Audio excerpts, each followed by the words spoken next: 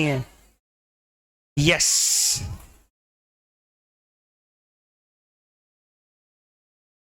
हाँ मैक्सिमम 48। तो फिर उसका प्रीमियम का मिलेगा ना। मैं आंसर शीट आपको सॉल्यूशन भेजा कि नहीं भेजा मैंने?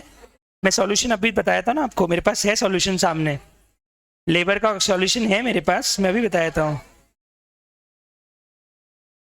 ये रहा, एक्चुअली सीक्वेंस ऊपर नीचे है पर ये रहा सॉल्यूशन, सीक्वेंस ऊपर नीचे। थर्ड क्वेश्चन का अपने को कौन सा करना है? पहले पहला, ये लो साहब, पहले क्वेश्चन का आंसर चेक कराता हूं मैं। पहले क्वेश्चन में आपका टोटल मिला के ये वेजेस पेबल आना चाहिए। अच्छा एक मिनट, ये आ रहे थे क्या 54 आवर्स और 65 आवर्स? 54 आवर आ रहे थे फर्स्ट वर्कर के, और मतलब वो इक्विवेलेंट करने के बाद, इक्विवेलेंट करने के बाद ये नंबर ऑफ आवर्स आ रहे थे आपके 54 और 65। फर्स्ट वाले के देखो आप, ओवर टाइम आर 5 है और बाकी 44 है, तो 5 का डबल हो जाएगा, 44 बेसिक और 5 घंटे का ओवर टाइम का डबल हो जाएगा, दैट इज 54। और सेकंड वाले क्या आ रहे हैं 65, और उसका अगर मल्टीप्लाई करके अपन टोटल वेज पेएबल निकाले तो ये वेजेस पेएबल निकल के आ रही है। ये पहले क्वेश्चन का आंसर था। उसके बाद सॉल्यूशन नंबर 2 जी, तो आधे नंबर मिलेंगे ऑफ कोर्स, एक सही निकला तो एक के नंबर मिलेंगे ना, ये तो कॉमन सेंस बोलता है। सेकेंड क्वेश्चन, आई थिंक ये तो बहुत इजीली आया होगा, आपका इन्फ्लेटेड वेज रेट आया होगा 118.80। ये वाला तो और इजीली मैच हो गया होगा, ओवर टाइम वाला था, आपका पिछले साल जाके वेटेड एवरेज करना था, वो आया होगा 118.80।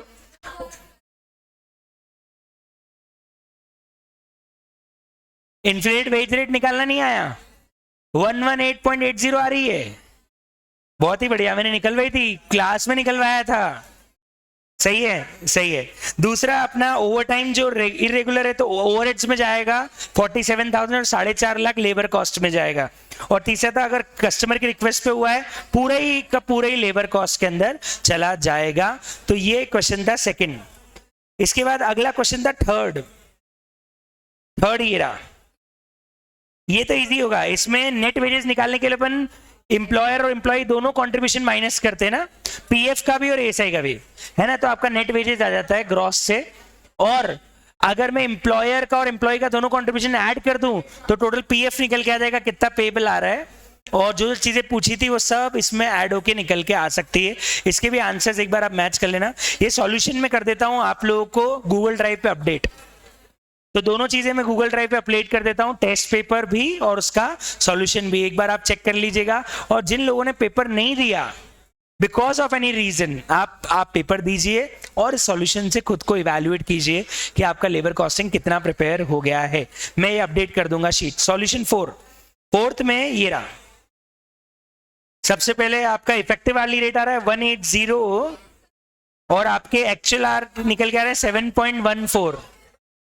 ऐसा लग रहा है एक ही सही हुआ ये वाला, बाकी में स्टेप मार्किंग मिलेगी, ऐसा नहीं है सब में स्टेप मार्किंग मिलेगी, पर हाँ गड़बड़ अगर हुई है तो अभी भी अपने आप को सही करो कि कहाँ, देखो माना मैंने, पर एक भी ऐसा क्वेश्चन जो कराया हुआ नहीं था, वो जो ओवर टाइम वाले दोनों क्वेश्चन थे दोनों करवा रखे थे, मॉड्यूल का भी था और डायरेक्टली क्वेश्चन मैंने क्लास में भी करवा रखा था। उसके बाद मैंने ये अर्निंग वाला क्वेश्चन तो बिल्कुल करवा ही रखा था, और नेट और ग्रॉस वेजेस वाले भी मैंने 2-3 क्वेश्चन करा के पूरा फॉर्मेट बनवा रखा था कैसे उसको निकालना है। ग्रॉस बेसिक में से अगर आप एम्प्लॉय हटा दोगे तो आपका नेट वेजेस आ जाता है, और आप अगर नेट वेजेस से दोनों जोड़ दोगे तो आपका लेबर कॉस्ट आ जाता है, और उससे पीएफ कितना है वो भी निकल के आ जाता है। आई होप वो वाला क्वेश्चन आपका सही बैठ गया होगा, है ना। आप देखते हैं सॉल्यूशन में आपको अपडेट कर दूंगा, एक बार आप शांति से घर पे चेक कर लीजिएगा। बाकी अच्छा पेपर था, एवरेज में बोलूंगा इट्स गुड पेपर, मतलब बहुत इजी नहीं था और बहुत डिफिकल्ट भी नहीं था। तो इस पेपर में कितने मार्क्स का पेपर था? 30 आउट ऑफ 20 तक लाना इजी है, 20 के ऊपर थोड़ा डिफिकल्ट पड़ेगा, 20 तक आ जाएंगे, 20 के ऊपर आने में थोड़ी सी तकलीफ आ सकती है क्योंकि कुछ क्वेश्चन अच्छे भी थे। अब आते हैं आगे और मुद्दे पे आते हैं साहब। हम लोग चालू किए थे जीएसटी में, आज है हमारा तीसरा दिन। हम लोग 2 दिन में क्या क्या डिस्कस कर चुके हैं एक बार मैं फटाफट करवाता हूं रिवाइज, और फिर हम आज का डिस्कशन फाइनली करते हैं स्टार्ट। सुनिए, जीएसटी हमने जब चालू किया था परसों, तो मैंने आपको बताया था जीएसटी का पहला फीचर है it's a indirect tax. So the amount will be collected by the seller, but ultimately the burden is on consumer. So the government will collect it from seller. The liability to pay is on seller, but वो seller किससे collect कर लेगा? Customer से. ये होता है NCM. कुछ case में RCM लगता है जहां पे कस्टमर डायरेक्टली गवर्नमेंट को पे करेगा, वहां पे सेलर को टैक्स देने की जगह वो ही खुद गवर्नमेंट को डायरेक्टली पे कर देगा. दूसरा GST डेस्टिनेशन बेस्ड टैक्स है. मैंने इसका एग्जांपल ऐसे लिया था कि गुड्स कहां कंज्यूम हो रहे हैं, that is the I can say that will decide कि कौन से स्टेट को अल्टीमेटली टैक्स के रेवेन्यूज मिलेंगे. तीसरा था VAT mechanism, no cascading effect and continuous chain of credits. Chain चलती जाती है क्रेडिट्स की, पहली बात ये खास है. दूसरा कैस्केडिंग नहीं है, डबल टैक्सेशन नहीं होता है. और तीसरा आपको वैट मैकेनिज्म के अंदर जीएसटी लगाया जाता है. तो पहले भी वैट था, अभी वैट है, बस फर्क ये है कि पहले होता था अलग अलग तरह का वैट. सेंट्रल वाले अलग लगाते थे, स्टेट वाले अलग लगाते थे. किसी का नाम एक्साइज था, किसी का सर्विस था. सेंड वैट था, स्टेट वैट था, सेंट्रल वैट था, स्टेट वैट था. तो एक दूसरे के साथ सेट ऑफ होने को तैयार नहीं थे. तो इसीलिए उनको सेट ऑफ करने के लिए सबका नामकरण कर दिया गया एक जैसा, कि अब तुम सब अलग अलग जात के नहीं हो, सबका जात एक है, सबकी कास्ट एक है. तो अब कर लो जितनी इंटरकास्ट करनी हो, इंटरकास्ट कहलाएगी नहीं, क्योंकि अल्टीमेटली सबकी कास्ट सेम है. ठीक है साहब, बहुत बढ़िया. इसके बाद हम लोगों ने यह भी समझा था कि जीएसटी कंपनसेशन सेस को लाने के पीछे का मोटिव क्या था, वो भी हम लोगों ने कल समझा था. Because to compensate the losses to the state government, ये रीजन था जीएसटी कंपनसेशन सेस को लाने का. मैंने बताया था जीएसटी का जो मॉडल इंडिया में हम फॉलो करते हैं वो डुअल जीएसटी मॉडल है. डुअल क्यों है? क्योंकि इंटर स्टेट ट्रांजैक्शन पे अलग टैक्सेस है और इंट्रा स्टेट ट्रांजैक्शन पे अलग टैक्सेस है. और लॉजिक ये है, अगर इंट्रा है तो मैं स्टेट गवर्नमेंट को टैक्स देना चाहता हूं, इसलिए सीजीएसटी और एसजीएसटी. अगर इंटर है तो मैं इस स्टेट को टैक्स नहीं देना चाहता, इसलिए मैं क्या पे करूंगा? आईजीएसटी. और वो आईजीएसटी आगे जाके सेट ऑफ हो जाएगा वापस उस स्टेट के सीजीएसटी और एसजीएसटी से. ठीक है साहब. इसके बाद हम लोगों ने समझा था कि अगर एक आदमी लोकल बाय करे, बाहर बेचे, बाहर से खरीदे, लोकल बेचे, तो क्या क्रॉस यूटिलाइजेशन पॉसिबल है? इसके लिए मैंने 4 इंपॉर्टेंट थंब रूल्स आपको बताए थे. थंब रूल नंबर 1 ये बोलता है कि आप एक टैक्स का सेट ऑफ दूसरे से नहीं कर सकते. वो कौन सा है? सीजीएसटी. सास, बहू और पति, याद है आपको? मैंने बताया था सास, बहू और पति में याद रखने वाली बात है, आईजीएसटी पति है, क्योंकि वो सबके साथ बना के रखेगा, पत्नी के साथ भी और मां के साथ भी. पत्नी है एसजीएसटी और मां है सीजीएसटी. तो सीजीएसटी पहले खुद का ध्यान रखेगी, फिर बैठेगा. पत्नी खुद का, फिर पति का. लेकिन सास और बहू एक दूसरे का सेट ऑफ नहीं हो सकता है. तो पहला थंब रूल तो यही था, सीजीएसटी और एसजीएसटी का सेट ऑफ अलाउड नहीं है. दूसरा थंब रूल था, आप आईजी खुद का सेट ऑफ पहले खुद से फिर दूसरों से. ऑक्सीजन मास्क वाला थंब रूल, पहले खुद को लगाएं फिर दूसरे को लगाएं. तीसरा सेट ऑफ था कि जब तक आईजीएसटी का क्रेडिट खत्म नहीं हो जाता तब तक हम सीजीएसटी का क्रेडिट और एसजीएसटी क्रेडिट को हाथ भी नहीं लगा सकते. तो आईजीएसटी पहले आईजीएसटी से सेट ऑफ होगा, फिर सीजीएसटी और एसजीएसटी से सेट ऑफ होगा. लेकिन सीजीएसटी और एसजीएसटी से कैसे सेट ऑफ करना है उसके लिए पहले खुद का बैकअप देख लो, खुद के पास कितना बैकअप है और कितने बैकअप की जरूरत है. पर हाँ, आईजीएसटी को पहले यूज करना है, फिर सीजीएसटी और एसजीएसटी को यूज करना रहेगा. इसके बाद फाइनली मैंने आपको यही थंब रूल बता के आपको क्वेश्चंस करना चालू करवाया था. और मैंने आप लोगों को बताया था कि हमने 1-2 एग्जाम्पल तो यहां कर लिए हैं. उसके बाद एक क्वेश्चन मैंने पास्ट एग्जाम का यही करवा दिया था कि ये वाला यही हो गया था. अब एक पास्ट एग्जाम मैंने आपको घर पे करने के लिए दिया था, महाघटिया क्वेश्चन था, महाघटिया. हो गया? कौन से एग्जाम का क्वेश्चन है? नवंबर 18 का क्वेश्चन 10A. और ये क्वेश्चन का आंसर ही बता दो मेरे को सीधे. कैश पेबल क्या आ रहा है? सीजी किसका कैश पेबल आ रहा है? अगर आप लोगों का सीजीएसटी पे आया तो भी कोई तकलीफ नहीं है. अल्टीमेटली कैश पेबल कितना आना चाहिए? 3000 रुपए का. यही आया क्या आपका आंसर? और कोई आंसर तो नहीं है इसमें? क्या उसको इतने से तुच्छे क्वेश्चन को सॉल्व कराने की जरूरत है? नहीं, बिल्कुल भी नहीं. चलिए, तो अब हम अच्छा क्वेश्चन एक करेंगे पास्ट एग्जाम का, जो बेटर देन दिस, और जो मेरे को 1-2 पॉइंट पहले आपको बताने पड़ेंगे, उसके बाद में वो पास्ट एग्जाम का क्वेश्चन आपको करवा सकता हूं. तो देखिएगा ध्यान से, मैं आपको बता रहा हूं. उस क्वेश्चन पे ले जाता हूं मैं आपको।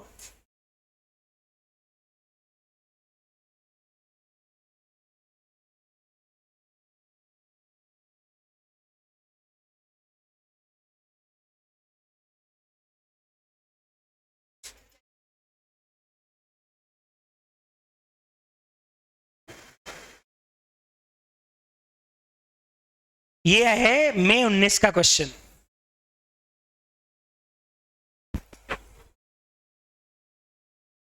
ये रहा, और क्वेश्चन में पहले स्क्रीनशॉट लेके नोट्स में ले लूं। शीट अपडेट कर दी मैंने, कल शीट अपडेट थी, नहीं करी थी? ओके, नहीं करी थी क्या? नहीं, क्वेश्चन तो मैंने लिखा ही नहीं था, होमवर्क वाला क्वेश्चन तो मैंने डाला ही नहीं था, अभी भी नहीं डाल रखा है। पर मैं ये वाला भी नहीं, ये वाला भी नहीं था क्या? ये वाला तो अपडेट था ना, ये तो था, इसके अलावा तो मैंने वो वाला डाला ही नहीं ना, वो तो मैंने होमवर्क में लिखवा दिया था कि ये क्वेश्चन नंबर है आप कर लेना, डाला ही नहीं था। बाकी शीट अपडेट कर दी थी मैंने कल। यस, अब देखिएगा ध्यान से।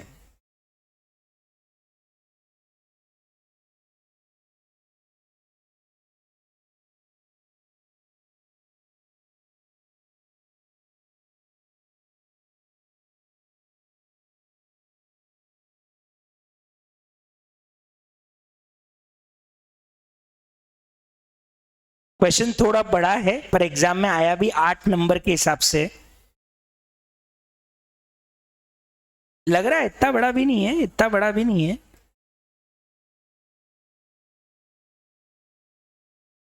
अब मैं क्वेश्चन रीड करवाता हूं, क्वेश्चन एग्जैक्टली बोलना क्या चाह रहा है। अटेम्प्ट भी लिखवा देता हूं साहब। मई 19 का क्वेश्चन है, पहला ही क्वेश्चन है 655 मई 19, मई 19 का एग्जाम का 5 नंबर का क्वेश्चन है।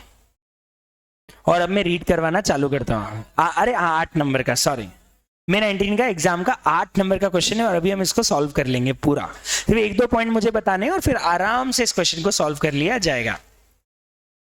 अच्छा, ये किस जमाने का क्वेश्चन नहीं है बेटा, वो एक्चुअली ऑनलाइन आपको क्वेश्चन दिख रहा है, फिल्टर लगा रखा है, मैं फिल्टर हटा देता हूँ। अब साले ये लोग आईपैड में ही फिल्टर लगा के रखते हैं। एक मिनट रुको, मैं फिल्टर हटाता हूँ तो आपको फिर वो दिख जाएगा प्रॉपरली। धन्यवाद आपका। यस, अब दिख गया होगा ऑनलाइन वालों को प्रॉपर क्वेश्चन। दिख गया बेटा? अब दिख रहा है प्रॉपर स्क्रीन पे? Yes, okay. अब देखिए, सबसे पहले क्वेश्चन नंबर 5। मिस्टर हिमांशु एक रजिस्टर्ड सप्लायर हैं जो कि रेगुलर स्कीम के अंदर जीएसटी पे कर रहे हैं। इनको कोई थ्रेशोल्ड एग्जम्पशन नहीं है, मतलब इनके ऊपर कोई जीएसटी के अलग से कोई छूट नहीं है, मतलब आपको प्रॉपर टैक्स कैलकुलेट करना है। उन्होंने इतनी आउटवर्ड सप्लाई करी है, पर पहले तो बता दो आउटवर्ड सप्लाई को हम नॉर्मल भाषा में क्या बोलते हैं? सेल की है, मतलब इसके ऊपर इनको ग्रॉस लायबिलिटी देना आएगा। ये वो है जो टैक्स सरकार इनसे मांगेगी, फिर हम वो टैक्स निकालेंगे जो हमने ऑलरेडी परचेज पे दे रखा है और फिर दोनों को क्या करेंगे? Set of. तो पहले तो हम देख लेते हैं इनको टैक्स कितना देना आ रहा है। देखो, इन्होंने इंट्रा स्टेट सप्लाई करी 25 लाख की और इंटर स्टेट सप्लाई करी 5 लाख की। आप मुझे तो रेट ऑफ जीएसटी नीचे दिया हुआ है अगले पेज पे 18। तो एक काम करो ना, आगे क्वेश्चन को पढ़े, उसके पहले ग्रॉस लायबिलिटी निकाल सकते हैं कि निकाल सकते हैं? तो चलो बनाओ फटाफट, पहला कॉलम, पहला टेबल बनाओ। हाँ, एक्सक्लूसिव है, सब अमाउंट एक्सक्लूसिव है, सब अमाउंट एक्सक्लूसिव ऑफ टैक्स है, कुछ भी इंक्लूसिव ऑफ टैक्स नहीं है। पहला, आप मैंने क्या बोला, क्वेश्चन को टुकड़े टुकड़े में सॉल्व करते हैं। बनाइए पहला कॉलम और सबसे पहले आप निकाल लीजिए ग्रॉस लायबिलिटी कितनी आएगी। आईजीएसटी कितना, सीजीएसटी कितना, एसजीएसटी कितना, टोटल ग्रॉस पेबल कितना आ रहा है, फिर अपन यूज करेंगे कि उसमें कितना आईटीसी हम सेट ऑफ कर सकते हैं। ग्रॉस पेबल निकालिए पहले कि टोटल ग्रॉस लायबिलिटी कितनी आ रही है। 18%, 18%।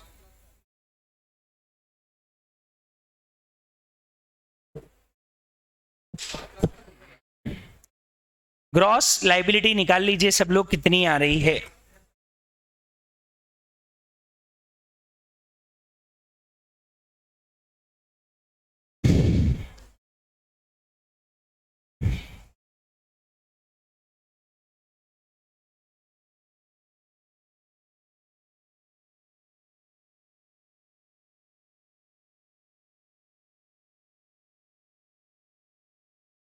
हाँ, वो एक्चुअली उसी के नीचे है, एक मिनट में देख लूँ कि यहीं तक है ना। हाँ, यहीं तक है। यही है, आप तो यही मान के चलो 2 लाख रुपए है।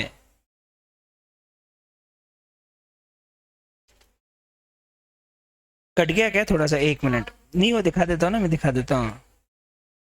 ऊपर वाले में मिल जाएगा अपने को, ऊपर वाले में मिल जाएगा। 1 सेकंड रुको, ये लो, ये बराबर है अब, ठीक है। ठीक, आप लोगों ने बताओ सबसे पहले ग्रॉस लायबिलिटी निकाल ली, कितना आ रहा है आईजीएसटी, कितना आ रहा है सीजीएसटी, कितना आ रहा है एसजीएसटी। चलो सबसे पहले अगर मैं यहाँ पे ग्रॉस लायबिलिटी कैलकुलेट करवा लूं तुम लोगों से, तो हमारी कैलकुलेशन ऑफ ग्रॉस लायबिलिटी, हमारे पास आईजीएसटी है, सीजीएसटी है और एसजीएसटी है। पहले बताओ कितना इंट्रा स्टेट सप्लाई है हमारा? 25 लाख रुपीस का। इस पे आप दोगे सीजीएसटी और एसजीएसटी, 25 लाख का 9% निकाल लो, कितना आ रहा है? 225। इंटर स्टेट कितना है बताओ बेटा? 5 लाख का निकालो, 18% आईजीएसटी, 90,000। टोटल ये आ गई मेरी ग्रॉस लायबिलिटी। आईजीएसटी देना आ रहा है 90 का, सीजीएसटी देना आ रहा है 225 का और एसजीएसटी देना आ रहा है 225 का। ये मेरा पहला कैलकुलेशन हो गया, मैंने निकाल ली मेरी ग्रॉस लायबिलिटी। ग्रेट। दूसरा सवाल आता है साहब कि मेरा आईटीसी कितना है। तो आईटीसी के लिए एक तो दे रखा है उन्होंने ओपनिंग बैलेंस, अपन पहले तो एज इट इज वो नोट कर लेते हैं। तो अपन बनाओ सेकंड कैलकुलेशन और सबसे पहले नोट करो ओपनिंग बैलेंसेस तीनों के। ध्यान रखना सीक्वेंस। ओ मैडम सर गलती करी थी कल, पहले आईजीएसटी नहीं है, पहले यहाँ पे क्या है? सीजीएसटी है। सीक्वेंस मैच कर लेना, सेम गलती वापस मत कर देना जो कल रिपीट करी थी।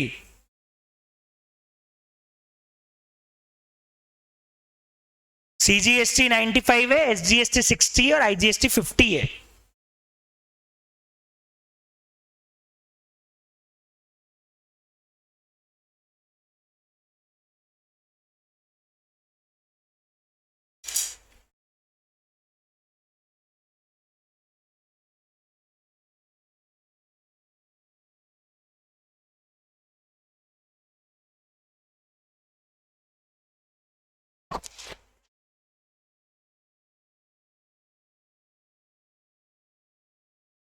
अब देखो ओपनिंग बैलेंसेस नोट कर दिए, ग्रेट। अब सुनो, आपने इतनी परचेज इस साल और करी है, तो इनका आईटीसी निकालना पड़ेगा।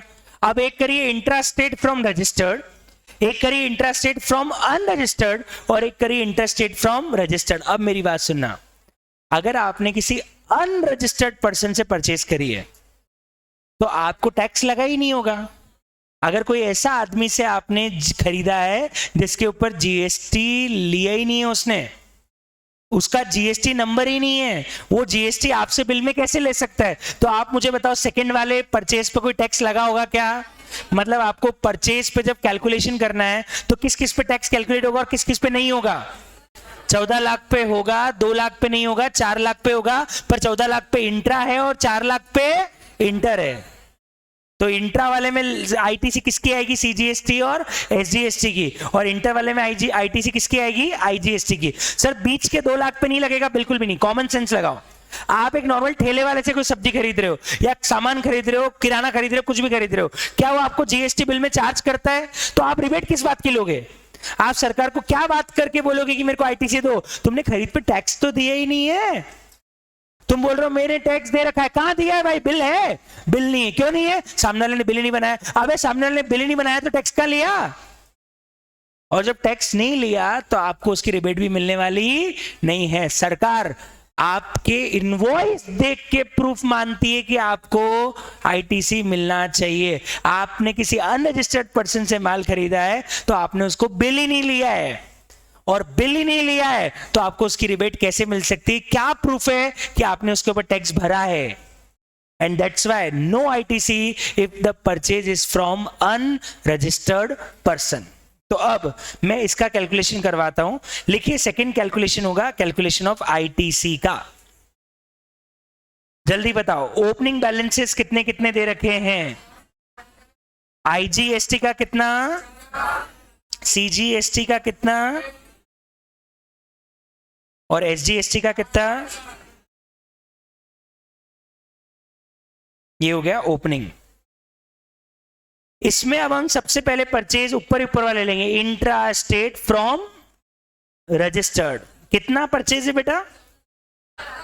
14 लाख रुपए का परचेजेज है। चलो आप मुझे बताओ 14 लाख पे 9% बताओ, CGST कितना आएगा, SGST कितना? 1,40,000 नहीं, 1,24,000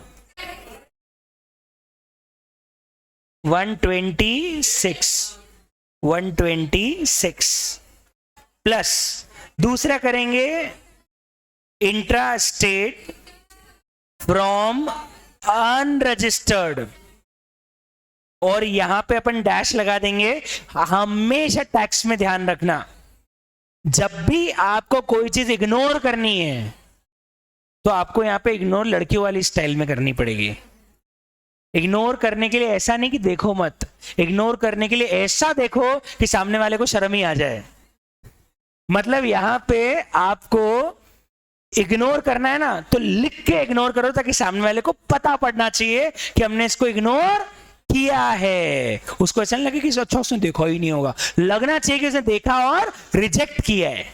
तो इसीलिए हमको यहां पे लिखना पड़ेगा और डैश डैश डैश डैश लगाना पड़ेगा ताकि ये लगे कि हाँ हमने ट्रांजैक्शन कंसीडर किया पर हमने उसको जोड़ा नहीं है। ठीक, और नीचे हम नोट डाल के भी लिखेंगे इसका पॉइंट। ठीक है, तीसरा अब हम लेते हैं इंटर स्टेट फ्रॉम रजिस्टर्ड। कितना है बेटा? 4 लाख। 4 लाख का IGST कितना आएगा? 18,4 जा 72,000, और ये अपनी टोटल ITC आ जाएगी 72 प्लस 50, 1,22,000। नहीं 2 लाख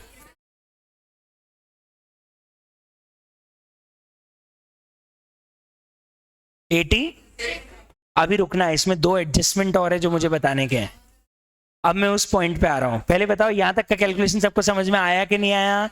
आ गया। अब थोड़ा स्पेस छोड़ो, कितना? आधा पेज छोड़ के पहले नोट डालो, इसका नोट क्या लिखना है, क्योंकि टैक्स में किसी भी सॉल्यूशन में नोट डाले बिना फुल मार्क्स नहीं मिलेंगे। आपको नीचे नोट्स डाल के तो लिखना ही पड़ेगा। तो आधा पेज छोड़िए और आधा पेज के बाद नोट नंबर 1 लिखिए। नोट नंबर 1, और नोट नंबर 1 लिखिएगा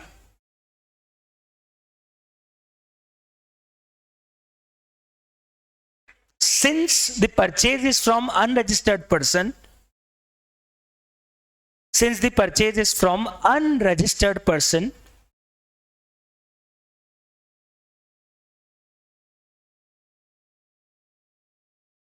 so no GST, so no GST paid on such purchases. Since the purchase is from unregistered person, so no GST paid on such purchases. आपका ये purchase unregistered person से है, इसका मतलब आपने इस परचेज के ऊपर कोई GST पे नहीं किया होगा, तो अपना ITC भी नहीं आएगा। ये हमारा नोट नंबर 1 हो गया। ठीक, अब अपन आ जाते हैं वापस उस पॉइंट पे जो क्वेश्चन में लिखा है। आप सुनना, इसके अलावा भाई साहब ने एक काम और किया है, इन्होंने खरीदी है एक कार। और मैं आपको बता दूं, कार के ऊपर ITC नहीं मिलता, नहीं मिलता। मोटर व्हीकल्स पे गवर्नमेंट ने ITC ब्लॉक कर रखा है, नॉट अलाउड। कहां पढ़ेंगे हम आगे जाके 17 सबसेक्शन 5 में, पर अभी ये बात इस क्वेश्चन में इतनी सी बात ध्यान रखनी है कि कार के ऊपर रिबेट अलाउड नहीं है। तो अपन नोट नंबर 2 ये लिख लो, no ITC allowed on purchase of car, no ITC allowed on purchase of car. इस नोट नंबर 2 हो जाएगा कि परचेज ऑफ कार पे कोई भी ITC अलाउड नहीं है। और अब इस अमाउंट को तो हम जोड़ेंगे ही नहीं, क्योंकि अगर ITC अलाउड नहीं है तो इस अमाउंट को जोड़ने की जरूरत भी नहीं है।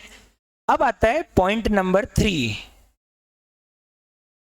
पॉइंट नंबर 3 क्या है, सुनना ध्यान से। इन्होंने जो इंटरस्टेट परचेज करी है 4 लाख की, इंटरस्टेट करी ना 4 लाख की, ये बोल रहे हैं उसमें 1 लाख रुपए के ऐसे गुड्स हैं जो कि ये अपन ने भरवा रखा है ना, पहले फॉर्म ये भरवा रखा है सम्यक जी। यहाँ पे वो टीचर्स की इंफॉर्मेशन है ना, भरवा रखी है, 11-12 के टीचर्स की इंफॉर्मेशन पूरी भरवा रखी है इस क्लास के अंदर। हो गया ऐसा? हो गया, फॉर्म भर दिए थे ना आप लोगों ने? हाँ भरे हुए हैं बेटा। सम्यक जी वो भरवा के गए थे, आई थिंक स्नेह सर आके भरवा के गए थे फॉर्म। ओके देखिए, तो पॉइंट ये है कि यहां पे आपने इंटरस्टेट परचेज करी है 4 लाख की, उस 4 लाख की इंटरस्टेट परचेज में 1 लाख रुपए के गुड्स आपको इस महीने आए नहीं, अगले महीने आए। इसका मतलब एक चीज है, हमको एक आईटीसी और माइनस करनी पड़ेगी, क्योंकि आगे जाके हम एक सेक्शन पढ़ेंगे जो बोलता है कि आप रिबेट तभी ले सकते हो जब आपको गुड्स की डिलीवरी हो गई है। हम कैसे मान लें कि आपने परचेस किया है? आप सिर्फ बिल दिखा दोगे तो फर्जी बिल भी हो सकता है ना। आज मुझे बताओ, मैं फोन खरीदूं नहीं और फर्जी बिल कहीं से बनवा के लिया और उसके ऊपर रिबेट ले लूं, तो मेरे को बताओ वो सही है कि गलत है? और इसीलिए कानून में एक लाइन लिखी हुई है कि कोई भी चीज की आईटीसी तभी मिलेगी जब आप उसका क्या दोगे, फिजिकल डिलीवरी लोगे। तो आप मुझे बताओ, हम खड़े हैं अभी सितंबर महीने में, हम खड़े कौन से महीने में, और ये जो पूरा क्वेश्चन, ये जो गुड्स हैं ये रिसीव कब हुए? तो आपने जो 4 लाख रुपए के ऊपर रिबेट ले रखी वो भी गलत है। आपको आईटीसी 4 लाख पे नहीं, कितने पे लेनी थी? 3 लाख पे। तो हम क्या करेंगे, उस आईटीसी में से 1 लाख रुपए की आईटीसी वापस से माइनस करेंगे। ये नहीं बोल रहे मिलेगी नहीं, मिलेगी पर इस बार नहीं, अगली बार। तो उसको अगली बार यूज करेंगे, अभी आपको जेब से देना पड़ेगा। क्योंकि देखो इसका प्रैक्टिकल लॉजिक समझना, सरकार अगर आपको सिर्फ बिल देख के रिबेट देना चालू कर दे, तो मैं तो आज 10 फोन के फर्जी बिल बनवा के लिया हूं किससे भी जाके, और वो आदमी किसी और को भी फोन भेज दे और बिल मेरे नाम से बना दे, और मैं जब सरकार को बोलूं कि सरकार ये आईटीसी चाहिए, सरकार बोले बता फोन का है, बोले फोन तो नहीं है, बिल है, टैक्स पे किया है। अरे भाई बिल होने से क्या होगा, तूने यूज करना ना बिजनेस के अंदर, तो यूज कहां किया है? यूज करने के लिए आपके पास क्या होनी चाहिए उस चीज की? Physical delivery. तो एक प्रोविजन है आईटीसी का जो ये बोलता है कि किसी भी चीज पर आईटीसी तभी मिलती है जब गुड्स आपने एक्चुअली आपके यहाँ पे रिसीव कर लिए हैं। तो अगर सितंबर मंथ में आप आईटीसी क्लेम कर रहे हो, तो सितंबर मंथ में डिपार्टमेंट एक ही चीज बोलेगा, बता तेरे पास गुड्स कितने के आए? बोले सर 3 लाख के है, 1 लाख के रास्ते में। तो भाई जब वो रास्ते के गुड्स आ जाए तब लेना, उसके ऊपर तो आईटीसी इस महीने नहीं क्लेम करेगा, अगले महीने क्लेम करेगा। तो हमको एक्चुअली 4 लाख में से 1 लाख रुपए की आईटीसी क्या करनी पड़ेगी? वापस से माइनस। तो ये नोट नंबर 3 लिखो, लिखिए note number 3, ITC is allowed. वैसे प्रोविजन वापस हम पढ़ेंगे, इस क्वेश्चन में काम आ रहा है, अदरवाइज तो प्रोविजन अभी नहीं बताता, वो सेक्शन 16 का है, लेकिन अभी मैं क्वेश्चन में काम आ रहा है इसलिए लिखवा रहा हूं। ITC is allowed only when the goods are received in the premises. ITC is allowed only when the goods are received in the premises. So, ITC on purchase of rupees 1 lakh from ITC of purchase of rupees 1 lakh will be allowed in October month. ITC on purchase of rupees 1 lakh will be allowed in October month. वो 1 लाख रुपए की purchase के ऊपर जो ITC है वो आपको अक्टूबर month में मिलेगी। वापस एक बार लाइन रिपीट कर रहा हूं, ITC is allowed only when the goods are physically received in your premises, and therefore the ITC of rupees 1 lakh will be allowed in October month. Clear? बहुत बढ़िया। तो अपने को एक कैलकुलेशन में से माइनस करना पड़ेगा भैया, हमको यहां से लेस करना पड़ेगा।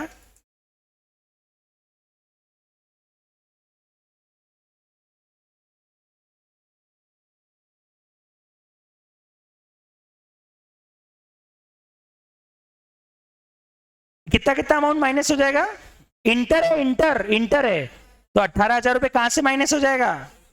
आईजीएसटी से। ये मेरा नेट आईटीसी निकल के आ जाएगा 1,04,000, 2,21,000, 1,86,000। अब क्वेश्चन में कोई एडजस्टमेंट नहीं है, सीधे क्रॉस यूटिलाइजेशन कर लो। ग्रॉस लायबिलिटी पता है, आईटीसी पता है, अब तो आपको फॉर्मूला पता है, क्या फॉर्मूला लगाना है, वो थंब रूल लगाओ और फटाफट इसकी क्रॉस यूटिलाइजेशन करके कैश पेमेंट कितना आ रहा है निकाल के बता दो। Interstate purchase, interstate from registered not received, वो परचेज है जो रिसीव नहीं हुई। 1 लाख रुपए की ऐसी परचेजेज है जो हमको रिसीव नहीं हुई। आप एक तरीका और फॉलो कर सकते थे, ऊपर 4 लाख की जगह सीधे 3 लाख भी लिख सकते थे। ऊपर 4 लाख की जगह 3 लाख दिखते और वहां पे नोट लगा देते, बात एक ही थी। या फिर 4 लाख दिखा के माइनस 1 लाख कर दो, बात एक ही है, फर्क कुछ भी नहीं पड़ेगा, आंसर सेम आएगा। अल्टीमेटली 18,000 रुपए की आईटीसी पोस्टपोन हो गई, अगले बार मिलेगी मेरे को, इस साल नहीं मिलेगी, इस महीने नहीं मिलेगी। अब मैं इस महीने तो मुझे कैश देना पड़ेगा, अगले महीने यूज करूंगा मैं फिर उसको। डन। करो क्रॉस यूटिलाइजेशन। ग्रॉस लायबिलिटी निकाली हुई है, आईटीसी निकाला हुआ है, तो नेट अमाउंट निकालो, कितना पेमेंट आ रहा है कैश के अंदर पे करने का। करो कैलकुलेशन।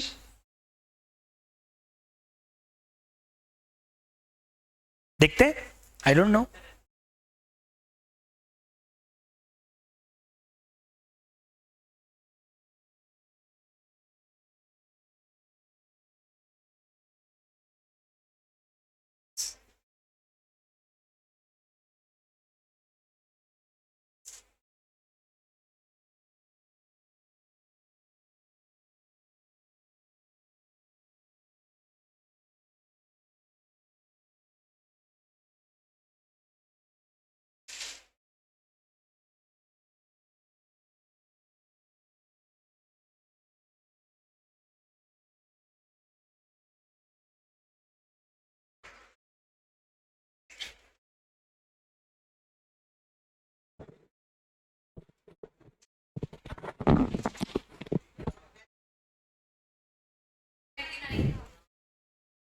देखते हैं भैया, एक बार सब लोग निकाल लो, फिर चेक करते हैं अमाउंट्स। मैं यहाँ पे लिख देता हूँ ग्रॉस लायबिलिटी पहले।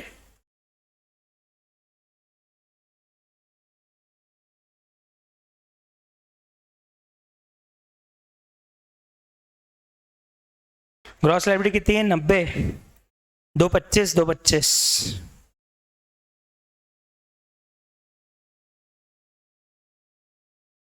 अब अपन पहले यूज करेंगे आईटीसी आईजीएसटी का। यहां से कितना? 90। अब कितना और बच गया? 14,000। पर सीजीएसटी के बाद ऑलरेडी कितने की रिबेट रखी हुई है?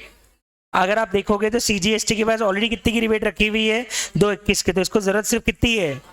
4,000। अब मैंने 90 यहाँ यूज कर लिया, 4 यहाँ यूज कर लिया, तो बचा हुआ 10,000 कहाँ यूज हो जाएगा? एसजीएसटी में।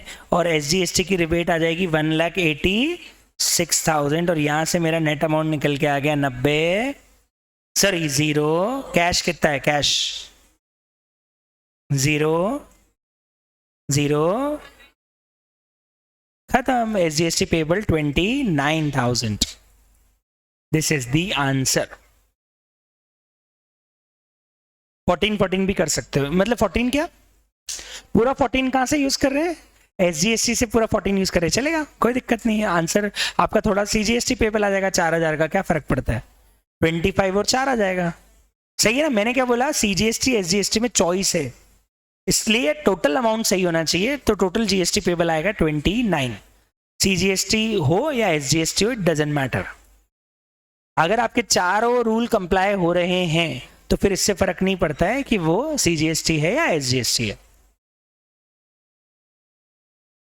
बताओ, ये 8 नंबर का क्वेश्चन था मई 19 एग्जाम के अंदर। समझ में आया या नहीं आया? शुरू के 3-4 अटेम्प्ट में तो ऐसे क्वेश्चन आए थे, उसके बाद के अटेम्प्ट में पता है क्या हुआ? उन्होंने और भी चीजें मिक्स कर दी, पर ये हर अटेम्प्ट में आए हैं। मिनिमम जीएसटी पेबल निकालने के लिए जो क्रॉस यूटिलाइजेशन हम करते हैं ना, ये हर अटेम्प्ट में आया है। बस ये हुआ है कि कहीं पे इतना मिक्स हो गया कि मैं उसको अभी सॉल्व नहीं करा सकता, और कहीं पे थोड़ा बहुत एक्स्ट्रा था तो मैंने वो नोट डाल के आपको बात लिखवा दी। अब क्या है, कुछ ऐसे क्वेश्चन है इसमें सेम क्लॉज वापस आए, पर इसमें इतनी सारी एडिशनल चीजें हैं कि जब तक हम सारे प्रोविजंस नहीं पढ़ लेते उन क्वेश्चन को सॉल्व नहीं कर पाएंगे। तो हम क्या करेंगे, अब इस वेराइटी के क्वेश्चन करेंगे इंक्लूडिंग एवरीथिंग। कब? एकदम जब जीएसटी फिनिश हो जाएगा तब, क्योंकि अब है ना उसमें कॉम्प्रिहेंसिव क्वेश्चंस बनते हैं जिसमें आपका टॉपिक, सारे टॉपिक्स एक साथ पूछ लिए जाते हैं। तो फिर अपने को जब तक सारे टॉपिक्स कवर नहीं होंगे हम फिर उन क्वेश्चंस को सॉल्व नहीं कर पाएंगे। Are you getting my point? Great. तो ये हमारा क्रॉस यूटिलाइजेशन वाला पॉइंट हो गया पूरा खत्म। अब सवाल ये आता है, सर हमने ये तो समझ लिया कि कैसे क्रॉस यूटिलाइजेशन होता है, ये भी समझ लिया सीजीएसटी एसजीएसटी पेबल कैसे होता है। सर आपने एक चीज हमको बोली थी, जीएसटी कंजम्पशन बेस्ड टैक्स है। तो सर हमको ये तो समझ में आ गया कि स्टेट को रेवेन्यूज उनको मिलते हैं जहां पे अल्टीमेटली गुड्स कंज्यूम हो रहा होता है, लेकिन वो होता कैसे? हम सरकार का एडमिनिस्ट्रेशन देखते हैं वहां पे कि सरकार कैसे रेवेन्यू के एडजस्टमेंट्स करती है। And this is very interesting to understand. जो मैंने डुअल जीएसटी मॉडल बताया और मैंने ये बोला कि अब ये सेल बेस्ड टैक्स ना होके कंजम्पशन बेस्ड टैक्स हो गया है, मतलब उस टैक्स को स्टेट को रेवेन्यू मिलना चाहिए जहां लास्ट कंज्यूमर है। तो सर ये प्रूव कैसे हो रहा है? उसको प्रूव करके बताओ कैलकुलेशन से। आपने थियोरेटिकली तो बता दिया, हमने मान लिया, पर अल्टीमेट उसको कैलकुलेशन कैसे करना है, सरकार का रेवेन्यू एडजस्टमेंट कैसे, वो अपने को अब समझना है। तो मैं ले रहा हूं उसके लिए एक बड़ा ही मजेदार एग्जांपल। वैसा ही एग्जांपल मॉड्यूल में भी दिया है, पर एक क्वेश्चन मैं आपको क्लास में ले रहा हूं। तो लिखिए मेरे साथ एग्जाम्पल, हम वापस इसी क्रॉस यूटिलाइजेशन को यूज करेंगे, पर देखेंगे सरकार का रेवेन्यू कैसे जाता है। ठीक है, लिखिए एग्जाम्पल। यस, लिखिए एग्जाम्पल। पता है इस एग्जाम्पल में मैं क्या करूंगा? पूरा भारत भ्रमण करा दूंगा मैं गुड्स का, एक से दूसरे, तीसरे, तीसरे, चौथे से पांचवे में। तो हम देखेंगे अल्टीमेटली वो टैक्स का कहां से कहां जा रहा है और कब कहां क्या क्या लग रहा है और उसका अल्टीमेटली क्या हो रहा है। पूरा भारत भ्रमण कर लेंगे हम एक बार में, देखिएगा। एक्स नहीं, ए ले लेते हैं अपन। ए व्यापारी है, ए व्यापारी ने गुड्स सेल किए हैं, महाराष्ट्र का ये व्यापारी 2 लाख रुपए के।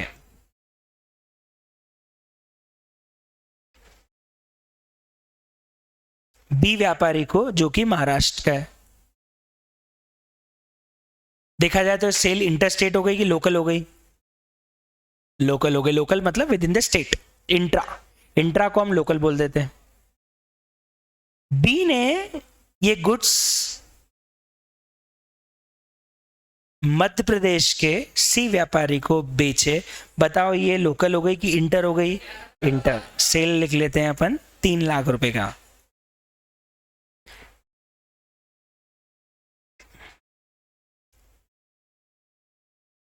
उसके बाद सी जो एमपी का व्यापारी है, उसने गुड्स उठा के डी को बेच दिया, जो कि राजस्थान का व्यापारी है। बताओ ये क्या हो गई? इंटर। और राजस्थान के आदमी ने ये गुड्स ई को बेच दिए और ये आदमी भी राजस्थान का है, पर ये है कंज्यूमर। तो ये क्या सप्लाई हो गई? लोकल। सेल प्राइस बता रहा हूं मैं सब जगह। यहां सेल प्राइस 3 लाख है, यहां सेल प्राइस 4.5 मान लो, और यहां सेल प्राइस 5 लाख मान लो। मतलब पहले 2 लाख का गुड्स 3 में बिका, 3 का गुड्स 4.5 में बिका, 4.5 का गुड्स 5 लाख में बिका। ओवरऑल 4 बार सेल हुआ है गुड्स, ए से बी, बी से सी, सी से डी, डी से ई। अब सवाल आता है कि सर इसमें पूरा भारत भ्रमण तो हो गया, लेकिन अब मतलब बहुत सारे स्टेट कवर हो गए। अरे यार, अब और टफ करूंगा तो बात तो सेम बात को समझाने के लिए 4 ट्रांजैक्शन और ऐड कर दूंगा, तुम्हारे लिए दिक्कत हो जाएगी। पॉइंट क्या है? पॉइंट ये है कि ये हमारा दिमाग बोलता है कि सर अल्टीमेटली सारा टैक्स आधा सेंटर को मिलेगा और आधा राजस्थान को मिलेगा। ये बात तो हमारा दिमाग बोलता है, लेकिन दिल को समझाने के लिए प्रूफ चाहिए। दिल को समझाने के लिए चाहिए कि हम इस बात को प्रूव करके बता दें कि आप जो बोल रहे हो बात सही है, और with the adjustment of ITC in cross utilization. ये हो कैसे रहा है? आपने जो क्रॉस यूटिलाइजेशन पढ़ा उससे समझ में आ गया CGST, IGST, IGST, CGST set of होते हैं, कोई कास्टिज्म इसमें नहीं है। आप सिर्फ एक सीजीएसटी, एसजीएसटी नहीं कर सकते, बाकी सब कर सकते हो। लेकिन सर अल्टीमेटली कंज्यूमर तक ये कैसे पहुंचेगा, इस बात का क्या प्रूफ है कि पहुंच जाएगा उनके स्टेट को? राजस्थान को रेवेन्यू कहां से मिलेंगे वो हमको प्रूव करना है। तो अपन एक काम करते हैं, इन ट्रांजैक्शन को इंडिपेंडेंटली एक एक करके लिखते हैं और देखते आते हैं कि इस केस में किसका रेवेन्यू किसको जा रहा है और कितना जा रहा है। हम गवर्नमेंट के एंगल से कैलकुलेशन कर रहे हैं कि गवर्नमेंट रेवेन्यू का एडमिनिस्ट्रेशन कैसे करती है। ठीक है, तो देखिएगा सब लोग ध्यान से। मेरा पहला ट्रांजैक्शन बताओ क्या हुआ? ए ने किसको गुड्स बेचा? बी को। What is the sale? 2 lakh. And how much and what kind of tax is payable? CGST and SGST Maharashtra. SGST कौन सा? SGST हर स्टेट का अलग होता है। SGST महाराष्ट्र। अच्छा टैक्स रेट ही नहीं बोला सर आपने, टैक्स रेट लिख दो 12%। अब बता दो साहब कितना आएगा? 2 लाख का 6% निकाल लो। 24,000 कि 12,000? 12,000 12,000 12,000 CGST पे हुआ, 12,000 SGST। अभी मान लेते हैं कोई ITC नहीं है तो पूरा पेमेंट काय में हुआ होगा? कैश में। कहीं ना कहीं तो ये मान के चलना पड़ेगा ना कि कोई ITC नहीं है। मान लेते हैं ये स्टार्टिंग चेन है तो कोई ITC नहीं है तो पूरा का पूरा पेमेंट काय में करना पड़ा? कैश में। CGST 12,000, SGST 12,000। ठीक, अब मेरी बात सुनो, ऐसे 5 ट्रांजैक्शन आने वाले हैं, पहला, दूसरा, तीसरा, चौथा और एक और 4 ही आएंगे। तो एक काम करते हैं, यहां पे बना लेते हैं एक table, revenues of government. Government के रेवेन्यूज क्या क्या रहेंगे यहां पे? पहला एक है IGST, जो कि एक्चुअली किसी एक गवर्नमेंट का रेवेन्यू नहीं है, वो तो बटेगा, ठीक है, लेकिन जो सेंट्रल गवर्नमेंट का रेवेन्यू है वो है कौन सा? CGST। एक स्टेट आ रहा है सर SGST महाराष्ट्र, एक स्टेट आएगा SGST मध्य प्रदेश, एक स्टेट आएगा SGST राजस्थान। 3 ही स्टेट इन्वॉल्व है। महाराष्ट्र से MP होते हुए राजस्थान गया, गुजरात तो कहीं भी नहीं है, नहीं है साहब, 3 ही स्टेट इन्वॉल्व है। अब पहला जो ट्रांजैक्शन हुआ उसमें आप मुझे बताओ क्या क्या पे हुआ और किसकी जेब में गया? CGST और SGST महाराष्ट्र। CGST कितना? 12,000 और SGST कितना महाराष्ट्र का? 12,000। इन लोगों को पहले ट्रांजैक्शन में, बाकी किसी को कुछ भी नहीं मिला। 12,000 रुपए मिल गए साहब CGST महाराष्ट्र को और 12,000 रुपए मिल गए सेंट्रल गवर्नमेंट को, और किसी भी स्टेट को कुछ भी नहीं मिला। यहां पे ये पहला ट्रांजैक्शन खत्म। 12,000। अभी तक देखो आगे का फ्यूचर किसने देखा है? अभी तो मान लिया कि महाराष्ट्र गवर्नमेंट ने कि 12,000 मेरा रेवेन्यू है और सेंट्रल गवर्नमेंट ने मान लिया कि 12,000 मेरा रेवेन्यू है। अभी तो ये थोड़ी पता कि गुड्स आगे बिकेगा। ये तो सिर्फ ये है ना कि खरीदा है साहब, एक ट्रांजैक्शन हुआ है, अगला ट्रांजैक्शन होगा कि नहीं होगा इस बात की कोई गारंटी थोड़ी है। तो अभी तक के लिए तो पहले ट्रांजैक्शन तो ये समझ में आ गया, महाराष्ट्र को मजा आ गया, 12,000 का रेवेन्यू आ गया, मजा आ गया। कितने कमा लिए महाराष्ट्र ने? 12,000। और सेंट्रल ने कितने कमा लिए? 12,000। चलो साहब अब अपन आगे बढ़ते हैं और ट्रांजैक्शन नंबर 2 पे चलते हैं। सेकेंड ट्रांजैक्शन हुआ बिटवीन B ने C को बेचा, है ना, पर B ने सेल करने से पहले परचेज भी तो मारा होगा। बताओ B के लिए परचेज कितनी मानूंगा? 2 लाख। और कितने की ITC क्लेम कर लूंगा? CGST की 12 और SGST की 12। यही पे हुआ ना? अरे B से कितने लिए होंगे बिल में? 1,24,000 लिए होंगे, 2,24,000 लिए होंगे, लिए होंगे। 2 लाख में 12% ऐड करके 2,24,000 बिल में जोड़े होंगे।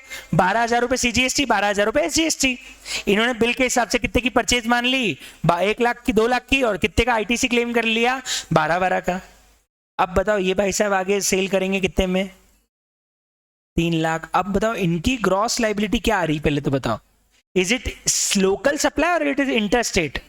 चेक करो, B ने C को इंटर किया है, महाराष्ट्र से गुड्स कहां पहुंच गए? MP। तो आप मुझे बताओ यहां क्या पेबल आएगा? कितना आएगा? 12% निकालो 3 लाख का, 36। पर क्या पूरा कैश में पे करेंगे? आप मुझे बताओ इस IGST को पे करने के लिए ITC यूज कर लेंगे ना दोनों की, CGST की भी और SGST की भी। कितनी? 12 और, तो आप मुझे बताओ IGST कितना पे होगा?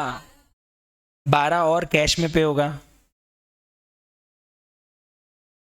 पहले बताओ समझ में आया कि नहीं आया? वैल्यूडेशन 1 लाख रुपए का हुआ है ना, तो 1 लाख रुपए के वैल्यूडेशन पे अगर अपन 12% टैक्स निकाले तो कितना एक्स्ट्रा पे करना आ रहा है? 12,000। 2 लाख पे 24,000 टैक्स दे चुका हूँ, 1 लाख का मैंने वैल्यूडेशन किया, 12,000 हो रहा है। टोटल टैक्स कितना लगा दूंगा? 36,000, और बिल बना दूंगा 3,36,000 का। बिल बन जाएगा 3,36,000 का। यहां तक समझ में आया कि नहीं आया पहले बताओ? अब इसका एडजस्टमेंट यहां समझना है कि सेकंड ट्रांजैक्शन में होगा क्या। सेकेंड ट्रांजैक्शन में बताता हूं क्या होगा। आप मुझे बताओ आईजीएसटी को टोटल कितना रेवेन्यू चाहिए? 36।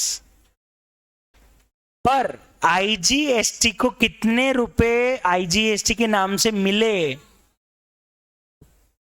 तो भैया 24 क्यों नहीं मिले?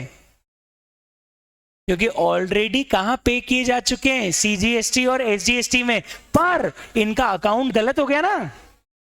आप मुझे बताओ आज की सिचुएशन के हिसाब से, आज की सिचुएशन के हिसाब से ये टैक्स के कौन से खाते में पड़ा हुआ होना चाहिए था? आईजीएसटी। और वो पड़ा कहां है? मतलब यहां से आपको अकाउंटिंग एंट्री घुमानी पड़ेगी। मतलब आपको महाराष्ट्र को बोलना पड़ेगा कि बेटा इतना खुश क्यों हो रहा है? बोले 12,000 कमा लिए, 12,000 कमा लिए। सेंट्रल गवर्नमेंट बोलेगी इधर ला, तेरे 12,000 वो नहीं है, क्योंकि ये माल तेरे स्टेट के बाहर चला गया। तो 12,000 तुझे रेवेन्यू के नाम का बुक कर रखा है ना, वापस कर, क्योंकि वो तेरा रेवेन्यू है ही नहीं। मतलब अल्टीमेटली अभी ये नहीं पता कि इन गुड्स की नीति क्या होगी।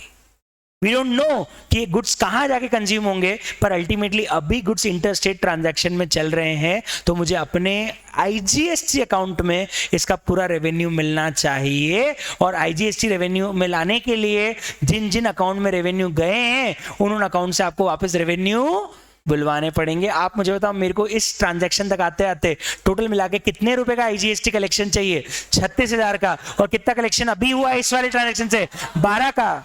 मैं सीजीएसटी से वापस 12 और एसजीएसटी से वापस 12,000 बुलवा लूंगा और बोलूंगा बेटा ये तुम्हारा रेवेन्यू नहीं है, चुपचाप वापस कर दो। इसका मतलब ये होगा कि एसजीएसटी महाराष्ट्र जो खुश हो रहा था कि मिल गए मेरे को 12,000, आपको पता है अल्टीमेटली उसको क्या मिला? उसको मिला बाबा जी का कुछ भी नहीं मिला है, क्योंकि गुड्स चले गए स्टेट के बाहर, तो स्टेट का रेवेन्यू हो गया 0। और अब सारा पैसा एक अकाउंट में जाके जमा हो गया, और वो कौन सा अकाउंट है? आईजीएसटी का। कितने रुपए? 36,000। ये हो गया मेरा 36,000 का कलेक्शन। 12 कैश में मिल गए, 12 सीजीएसटी ने लाके दिए, 12 एसजीएसटी ने लाके दिए। अल्टीमेटली सीजीएसटी और एसजीएसटी के हाथ तो आया, लेकिन मुंह ना लगा। आ रही है समझ में? बहुत बढ़िया। आगे बढ़ते हैं, अब चलते हैं ट्रांजैक्शन नंबर 3।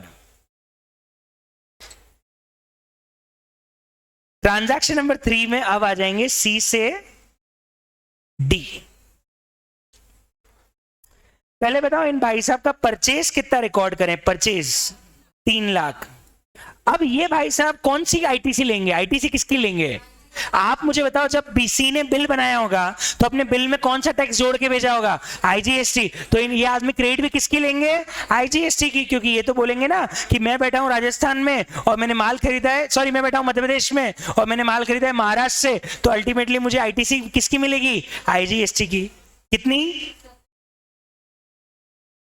आप मुझे बताओ सी कहां का आदमी था यार, एक बार देखना। और इसने डी को बेचा, और डी कहां का है? ओले, इन्होंने फिर इंटर मार दी। कितनी? 4.5 लाख। और इस पे अब बताओ आईजीएसटी पेबल कितना आ गया? लेकिन कितने की आईटीसी रखी हुई है आईजीएसटी की? 36। तो आप मुझे बताओ कितना कैश में देना आएगा आईजीएसटी? 18,000 और आ जाएगा। और आप निकाल भी सकते हो, 1.5 लाख का प्रॉफिट मार्जिन पे 12% निकालोगे तो अपने आप कितना निकल के आ जाएगा? 18,000। इन्होंने 1.5 लाख का प्रॉफिट मार्जिन ऐड किया है, तो इनका कैश पेबल 18,000 आ गया। और ऐसे देखिए तो सिंपल है, 54,000 का ग्रॉस लाइबिलिटी और 36,000 का आईटीसी पड़ा हुआ है। So net amount you have to pay in cash is 18,000। कौन सा पे करना है? आईजीएसटी। पहले से खाते में कितने रखे हुए हैं? 36। कहाँ रखे हैं? आईजीएसटी में। अब मुझे बताओ गवर्नमेंट रेवेन्यू के एंगल से क्या करेगी? पहले तो बताओ सरकार के खाते में कितना आईजीएसटी पहुंचना चाहिए? 54। कितना पहले से रखा हुआ है? कितना और पहुंच गया? बताओ 54 हो गया कि नहीं हो गया? अरे पहले से 36,000 रुपए तो आईजीएसटी खाते में पहुंच गए थे ना, 18 आपने और पहुंचा दिए। बताओ अल्टीमेटली आईजीएसटी खाते में कितने पहुंच गए? 54 पहुंच गए कि नहीं पहुंच गए? पहुंच गए। और आपको किसी स्टेट से बुलवाने ही नहीं पड़े, क्योंकि एमपी के तो हाथ भी नहीं आया, नाक के नीचे से निकल गया। समझो, कम से कम महाराष्ट्र के हाथ तो आया था और वापस देना पड़ा था। नोटों की खुशबू तो ली थी महाराष्ट्र गवर्नमेंट ने, एमपी गवर्नमेंट ने तो नोट देखे भी नहीं, क्योंकि निकल गया माल। और टैक्स किसको जमा करा दिया? सेंटर को आईजीएसटी का दे दिया भैया। एमपी स्टेट को तो कुछ मिलेगा ही नहीं, क्योंकि यहाँ से तो ट्रांजिट गुड्स हो गए ना, आए और चले गए, यहाँ पे कोई लोकल सेल हुई नहीं। आया समझ में? बहुत बढ़िया। आईजीएसटी का सेट ऑफ आईजीएसटी से हुआ, तो आपको बुक्स में कोई सेट ऑफ करने की जरूरत ही नहीं पड़ी, सीधे अमाउंट आईजीएसटी में ही पड़ा था और अमाउंट आईजीएसटी में डाल दिया। 36 पहले से पड़े थे, 18 और डाल दिए, कितने ओवरऑल चले गए? 54। डन। आते हैं ट्रांजैक्शन नंबर 4, ये सबसे इंटरेस्टिंग है। आप बताओ, परचेज डी आगे ई को बेच रहा है भाई, परचेज कितनी? 4.5 लाख। ये भाई साहब क्रेडिट किसकी लेके बैठेंगे? पहले बताओ, आईटीसी किसकी लेके बैठेंगे? कितनी? अब बताओ, ये कितना का सेल कर रहे हैं? सीजीएसटी कितना निकाल सकते हैं? 9-9%, 6-6%, 30,000 और 30,000 ना।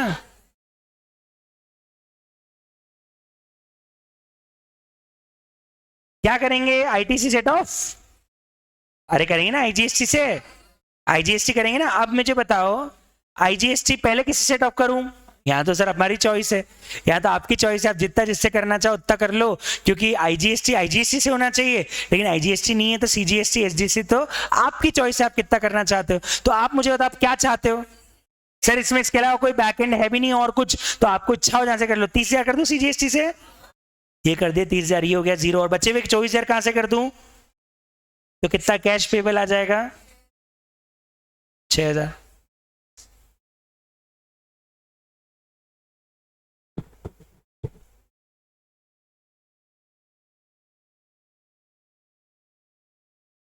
पहले बताओ, ये सेट ऑफ समझ में आया कि नहीं आया? हमने क्या पढ़ा था? आईजीएसटी की क्रेडिट को आप सीजीएसटी और एसजीएसटी दोनों में से किसी से भी सेट ऑफ कर सकते हैं और किसी भी रैंकिंग में कर सकते हैं, क्योंकि यहाँ पे और कुछ तो दिया हुआ इंफॉर्मेशन है नहीं। तो हमने पहले सीजीएसटी मार दिया, फिर एसजीएसटी मार दिया। सर हम चाहते तो आधा आधा भी कर सकते दोनों से, तो 50,000 का आधा आधा भी कर सकते थे, आप 27 दोनों में से ही माइनस कर सकते थे, आपकी चॉइस थी। 3-3 हजार दोनों पेबल आ जाते हैं, चलता। चलो साहब, अब सरकार को, अब सबसे इंटरेस्टिंग पॉइंट है, अब पता है भाई का, दादा का, और कौन मरा था? बाप का, सबका बदला लेगा फैजल। कैसे फैजल बदला लेगा मैं बताता हूं। अभी तक पता है आईजीएसटी महाराष्ट्र से रेवेन्यू खींच के लाया, महाराष्ट्र को बोला इसकी 12 बजे मेरा पैसा ले गया, एमपी को तो लाने ही नहीं दिया, एमपी के नाक के नीचे से ले गया। अब पता है राजस्थान फैजल है हमारा, और ये सबका बदला लेगा। कैसे? सुनना, अब सुनना ध्यान से। चौथे ट्रांजैक्शन में मुझे क्या चाहिए? मुझे चाहिए सीजीएसटी कितने का? 30,000 का, और एसजीएसटी कितने का? और आप मुझे बताओ अल्टीमेटली मुझे कैश में क्या मिला? कैश में क्या मिला? 6,000 का ही मिला सिर्फ एसजीएसटी। मतलब अल्टीमेटली राजस्थान गवर्नमेंट की जेब में 6,000 रुपए ही कैश गया, जबकि कितना जाना चाहिए था? 30। कितना गया? 6। और सेंट्रल गवर्नमेंट की जेब में कितना जाना चाहिए था? 30। और सीजीएसटी के खाते में कितना जाना चाहिए था? 30। गया कितना? 0। कहां सारा कहां पड़ा है फिर? अब बदला लेगा फैजल, आईजीएसटी को बोलेगा बेटा जो तेने 54,000 रुपए तेरे पास कलेक्ट किए हुए हैं वो सब तू वापस कर, और सेंट्रल को दे दे 30 और स्टेट को दे दे 24। और अल्टीमेटली फाइनली सारा रेवेन्यू देखें तो सेंट्रल को पहुंच गया 30 और राजस्थान स्टेट गवर्नमेंट को पहुंच गया 30। आईजीएसटी को अल्टीमेटली आईजीएसटी को अल्टीमेटली कितना मिला? 0। महाराष्ट्र गवर्नमेंट को कितना मिला? 0। एमपी गवर्नमेंट को कितना मिला? 0। इस गुड्स पे टोटल आज तक टैक्स कितना कलेक्ट हुआ है? 60,000। कितना पहुंच गया सेंटर के पास? 30। और कितना पहुंच गया राजस्थान गवर्नमेंट के पास? 30। अल्टीमेटली कंज्यूमर कहां था? मिल गया कि नहीं मिल गया राजस्थान को? और बाकी सारे स्टेट को क्या मिला? बाबा जी का।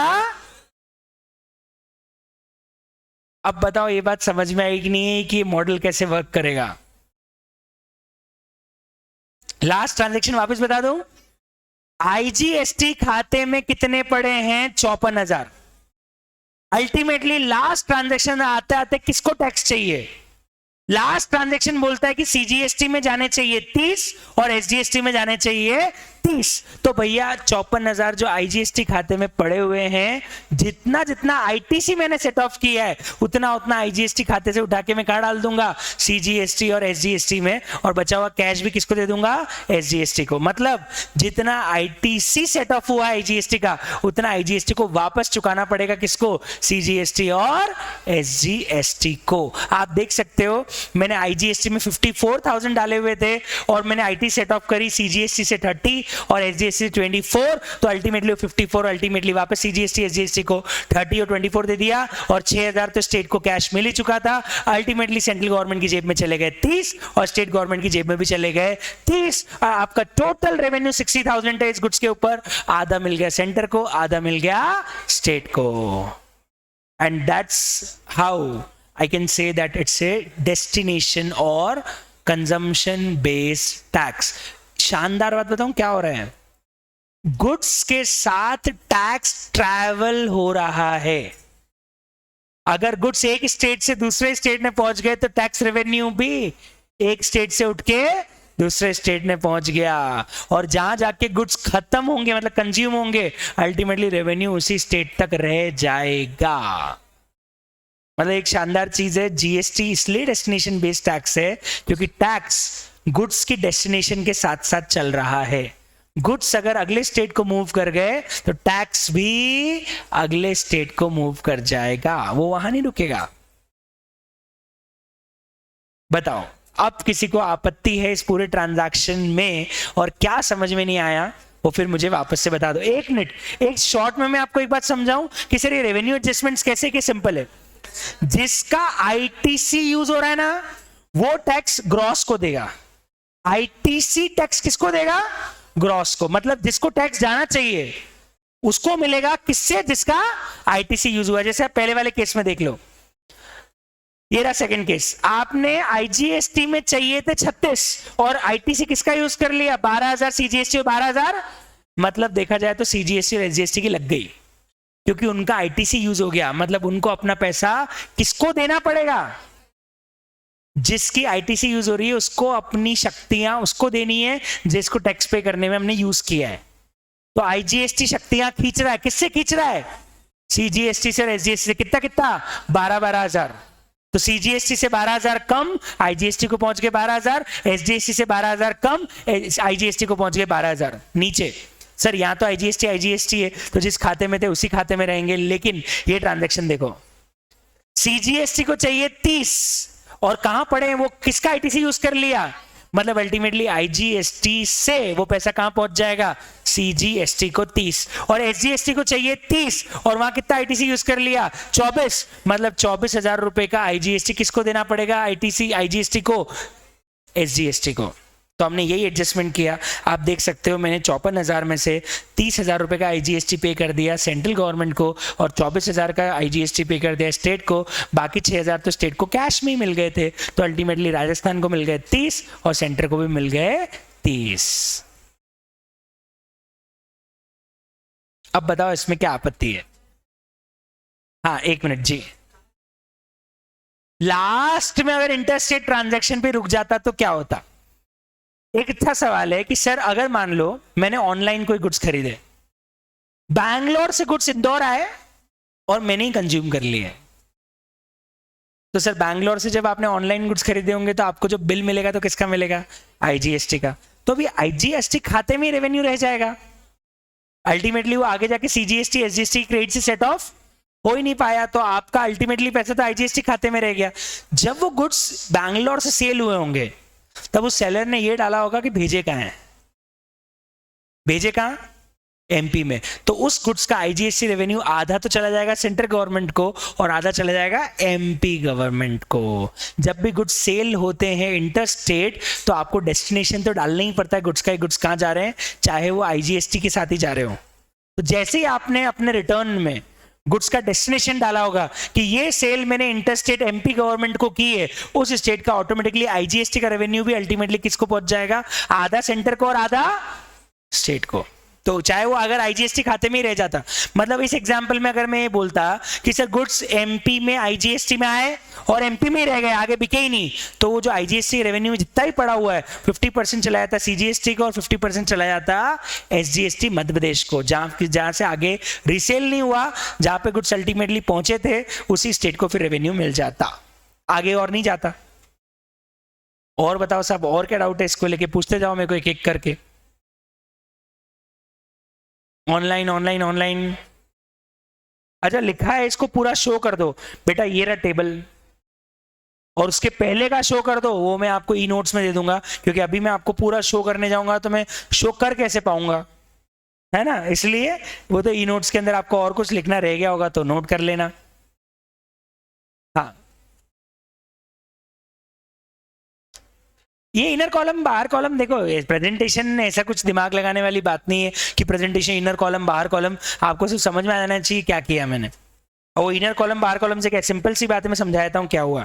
इधर चाहिए इतने और इधर चाहिए इतने, मिले हैं इतने, तो बचे हुए कौन लाके देगा, आईजीएसटी लाके देगा, तो सीजीएसटी को देगा 30 और इसको देगा 24।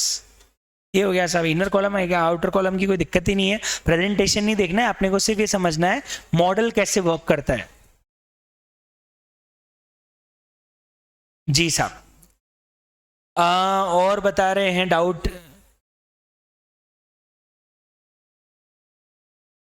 एक बच्चा आकाश पूछ रहा है जब टोटल टैक्स कलेक्शन 60,000 हुआ तो गुड्स का प्राइस 5 लाख क्यों हो गया। एक मिनट, गुड्स कितने बेचे आखिरी में, 5 लाख, 5 लाख का 12% निकालो कितना होना चाहिए, तो बराबर तो है। आज मेरे गुड्स 5 लाख के हैं तो ओवरऑल कंज्यूमर पे बर्डन टैक्स का कितना आएगा, 60,000, और गवर्नमेंट को भी ओवरऑल कितने मिलेंगे, 60,000, इसीलिए तो इनडायरेक्ट टैक्स है। Final burden is always on consumer. तो जब कंज्यूमर ने 60,000 का टैक्स पे किया तो गवर्नमेंट की पॉकेट में भी अल्टीमेट टैक्स कितना पहुंचना चाहिए, 60,000, पहुंच तो रहा है, बराबर कैलकुलेशन है। 5 लाख का 12% 60,000 रुपए, 6% 30,000 रुपए, कोई प्रॉब्लम ही नहीं है।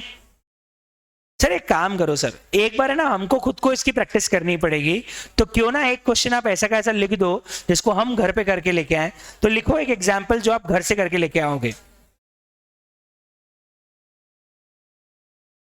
ऐसा कैसा एक एग्जाम्पल ऐसा लिखो जो आप घर से करके लेके आओगे। बिल्कुल शीट अपडेट करूंगा। लिखो एग्जाम्पल क्या है। वन ने, जो कि गुजरात का है जी, आवाज कम, ये लो कर दी कम। वन जो है वो गुजरात का है, उसने सेल किया है 3 लाख रुपए का, और जीएसटी का रेट मैं ऊपर ऊपर लिख देता हूं 18%। वन है गुजरात का, गुज्जू है,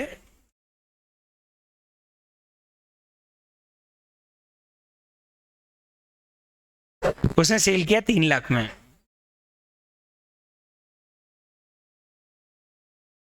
ये सेल हुआ गुजरात से गुजरात में 3 लाख में। फिर इन भाई साहब ने सेल किया थर्ड पर्सन को, ये भाई साहब है महाराष्ट्र के, ये सेल हो गई लोकल, ये सेल हो गई इंटर। कितने में सेल करा सर, 4.5 लाख। बस क्या, रुक तो जा मेरे भाई। महाराष्ट्र ने गुड्स 4 एमपी को बेचे, ये हो गई लोकल, नहीं लोकल कहाँ हो गई, ये क्या हो गई इंटर। ये सेल किए इसने 5.5 लाख में,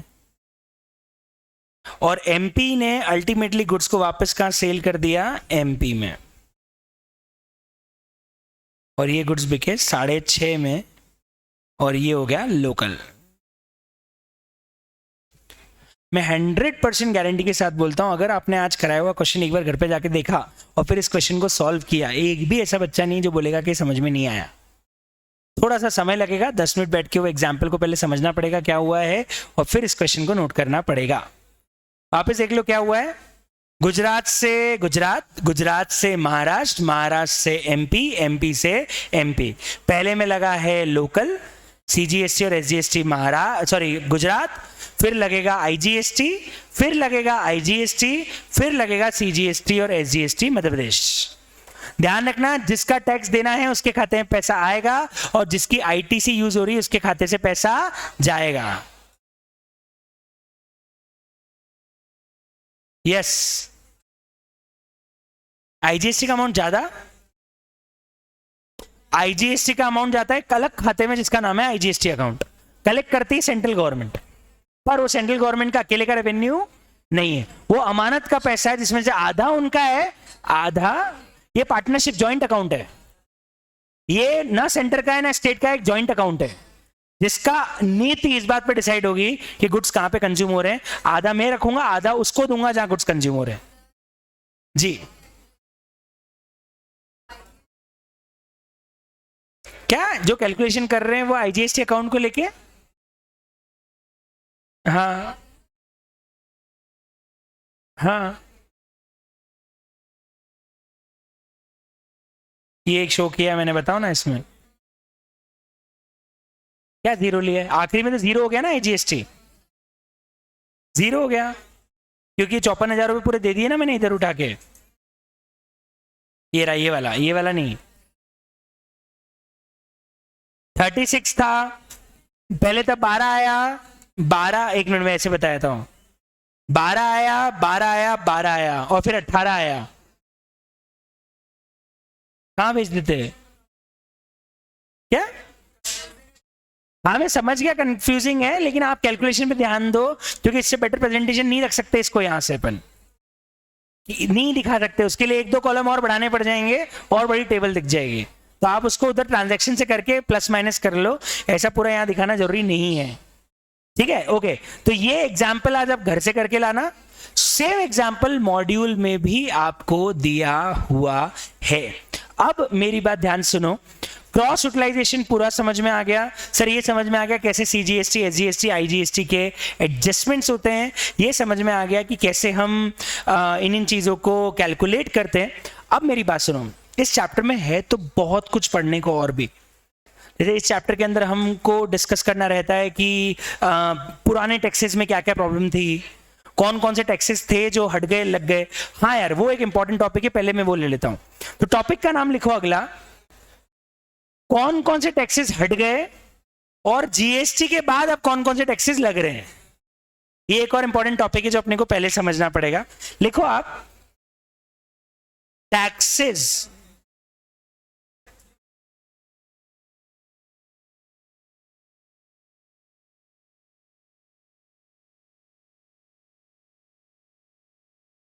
subsumed in GST।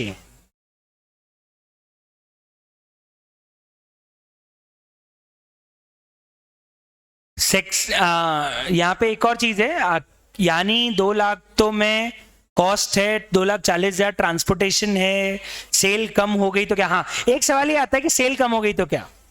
अगर आपका लॉस में माल बिका है ना, कोई प्रॉब्लम नहीं है, आपका आईटीसी कहीं और से सेट ऑफ हो जाएगा। आपको ऐसा नहीं कि आईटीसी नहीं मिलेगी, आईटीसी पूरी मिलेगी और आप पूरा यूज करो, कैश कुछ मत देना, बैलेंस जो बच गया है वो कहीं और यूज हो जाएगा। ठीक है साहब, can use any format, module में देख लेना, कोई फॉर्मेट फॉलो कर लो, कोई प्रॉब्लम नहीं है।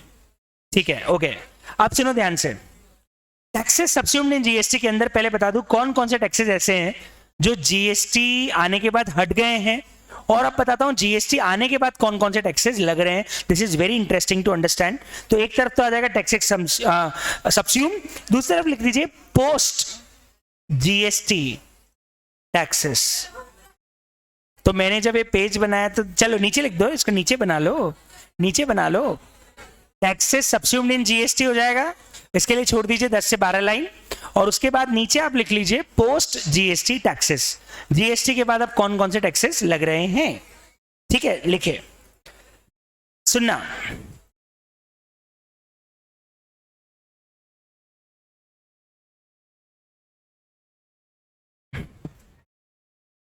क्या क्या टैक्स हट गया मैं बताना चालू कर रहा हूं, सुनिएगा ध्यान से।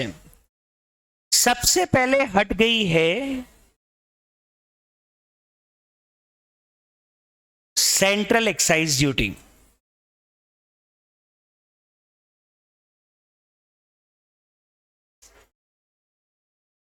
सेंट्रल एक्साइज ड्यूटी हट चुकी है।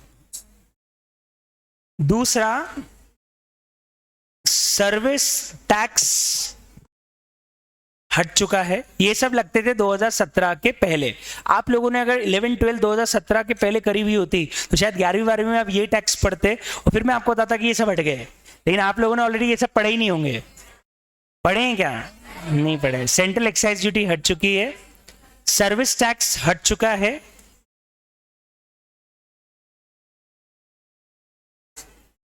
एक होता था काउंटर वेलिंग ड्यूटीज अंडर कस्टम्स, जिसको शॉर्ट फॉर्म में बोलते थे CVD, ये भी हट गई है, हट गई है। चौथा हट गया है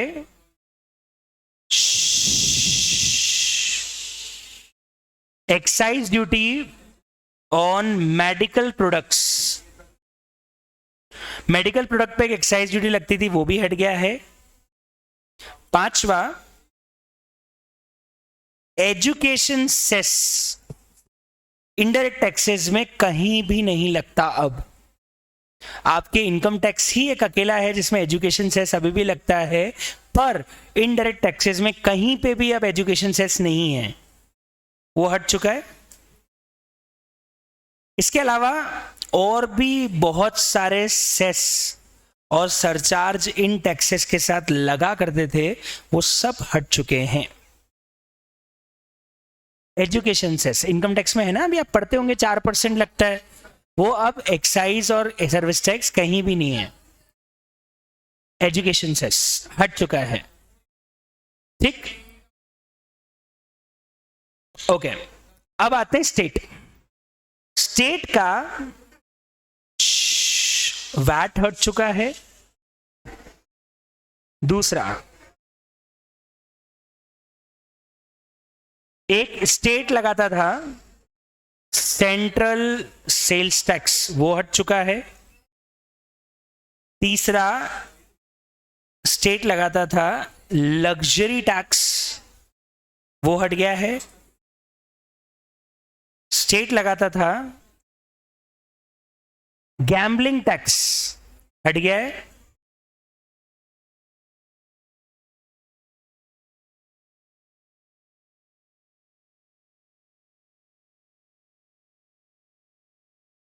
स्टेट लगाता था इंटरटेनमेंट टैक्स, ET। स्टेट लगाता था परचेज टैक्सेस।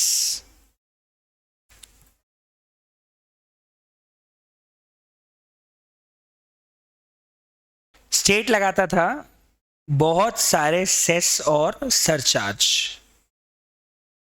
ये सब वो हैं जो टैक्सेस अब नहीं बचे, इनका क्रियाक्रम 2017 में हो गया था।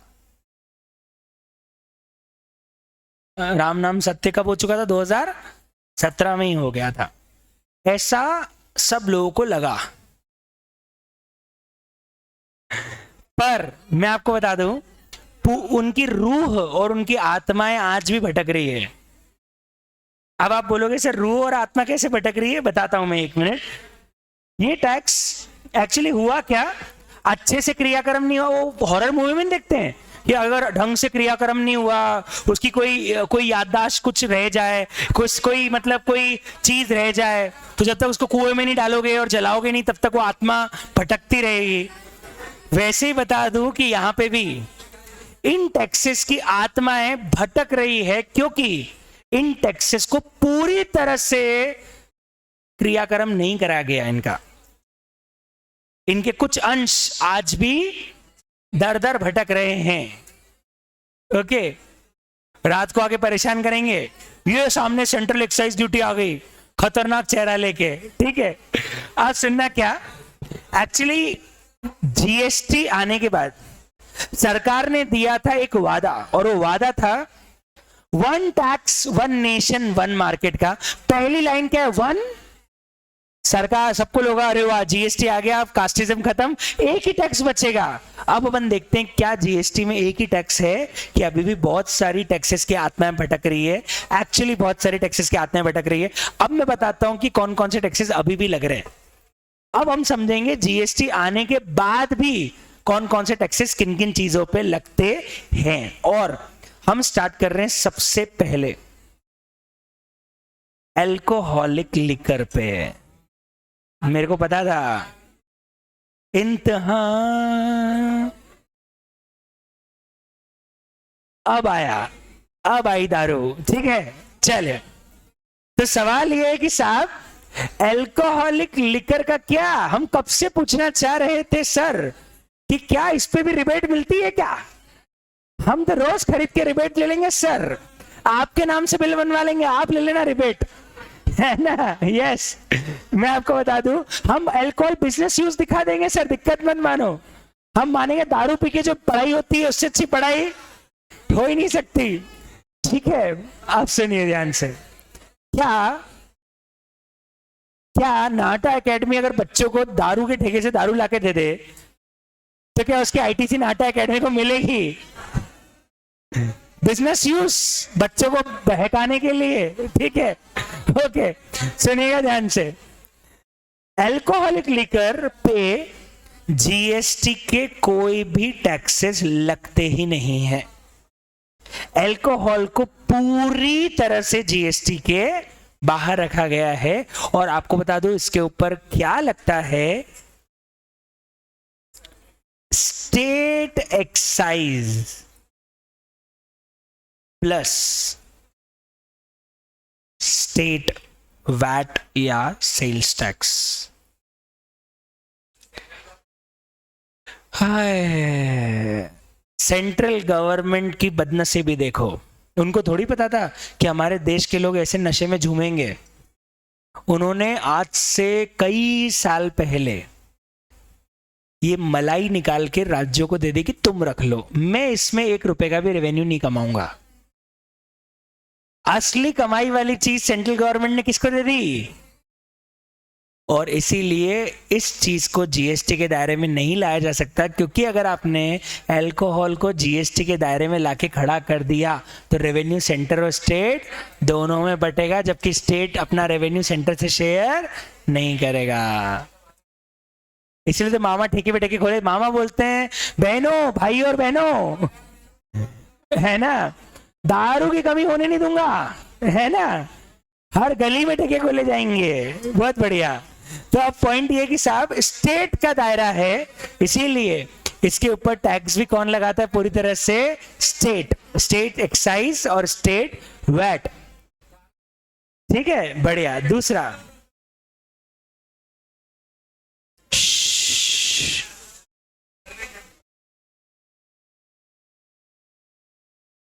Petroleum products, petrol, diesel, crude oil, aviation turbine fuel और नेचुरल गैस। ये 5 प्रोडक्ट हैं जिनको पहली बात पेट्रोलियम कमोडिटीज मानी जाती है। Petrol, diesel, crude, ETF aviation fuel, jet और एरोप्लेन में चलने वाला ईंधन जो कि नॉर्मल पेट्रोल से अलग और महंगा होता है, और फाइनली नेचुरल गैस, सीएनजी। ये 5 चीजें पेट्रोलियम कमोडिटीज में आती है और इसके ऊपर आज भी central excise plus state VAT लगता है। मतलब इस पे दोनों मिलके टैक्स लगाते हैं। बोलते हैं पेट्रोल तो ऐसी चीज है, सब जोड़ दो, सेंट्रल भी जोड़ दे अपना टैक्स, स्टेट भी जोड़ दे अपना टैक्स, तो जो चीज 32 रुपए की है वो चीज 108 रुपए में बिक रही है। 32 माइनस 108 ये टैक्स है पेट्रोल के ऊपर। 32 minus 108 that is the amount of tax government is living jointly. 32 minus 108 कितने रुपए होता है? 76 रुपीज के टैक्सेस हैं 1 लीटर पेट्रोल के ऊपर, लगभग 300%, 250% अप्रोक्सीमेटली। अब आते हैं आगे, पेट्रोलियम के 5 नाम याद रखना, कोयला नहीं आएगा, केरोसिन नहीं आएगा, वो नहीं है। जो 5 नाम है बस 5 ही है। अगला तीसरा, अब आ जाते हैं साहब अम्यूजमेंट पार्क्स पे या मल्टीप्लेक्सेस या कोई भी स्पोर्ट्स इवेंट या कोई भी इंटरटेनमेंट इवेंट जहां पे एंट्री टिकट लगते हैं ना, amusement park, concert, singing concert, dancing concert, garba, है ना, मल्टीप्लेक्सेस, स्पोर्ट्स इवेंट, इन सब के ऊपर जीएसटी के साथ साथ entertainment tax levied by local authority लगता है। Sir sir sir sir sir sir sir एक मिनट लिखने से पहले आपने तो बोला ईटी हट गया, ये हटा है स्टेट वाला, और अभी भी कौन सा लगता है? लोकल अथॉरिटी वाला। इंदौर म्युनिसिपल कॉरपोरेशन आज भी इंदौर में हो रहे सारे स्पोर्ट्स इवेंट्स, सारे म्यूजिकल इवेंट्स और सारे बड़े इवेंट्स जहां पे 500 रुपए से ऊपर का टिकट है, नहीं ईटी में तो और कम लिमिट है। आप तो मान लो अमाउंट का कोई लिमिट नहीं है, ईटी लगता ही है। जीएसटी के लिए लिमिट है 500 रुपए की, पर ईटी तो लगता ही है, बिल्कुल लगता है।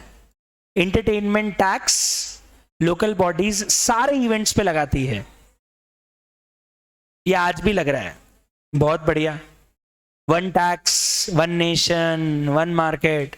अभी देखते हैं और आगे बढ़ते हैं। नेक्स्ट ये है साहब टोबैको। लो साहब, सिगरेट भी इसी में आएगी।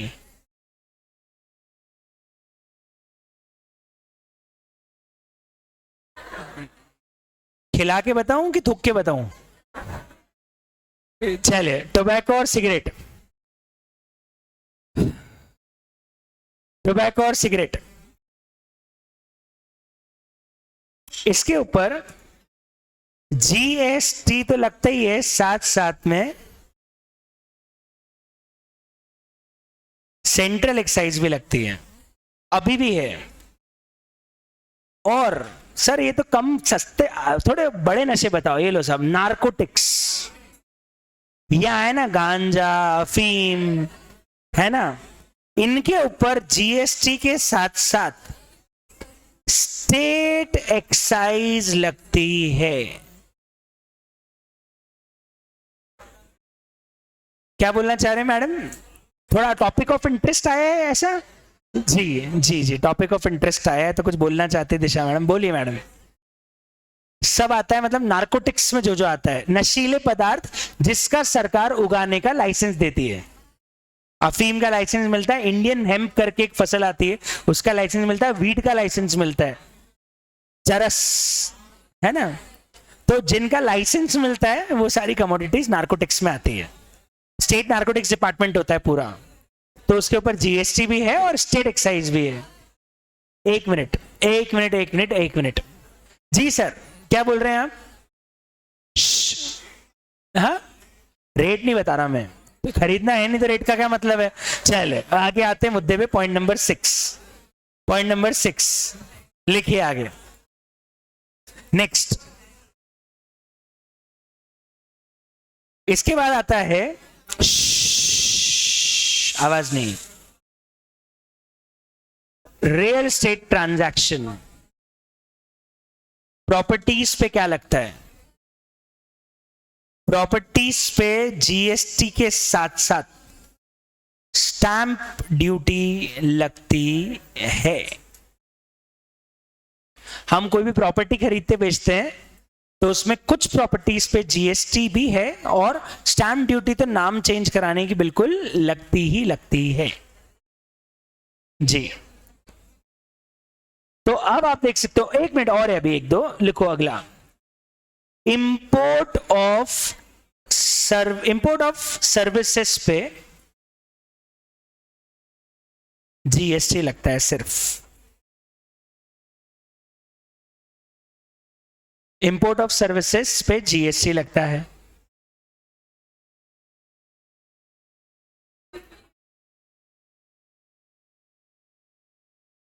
इंपोर्ट ऑफ गुड्स, अब खास बातें सुनना यहां पे कि इंपॉर्टेंट बात है। इंपोर्ट ऑफ सर्विसेज पे जीएसटी है, पर इंपोर्ट ऑफ गुड्स पे लगती है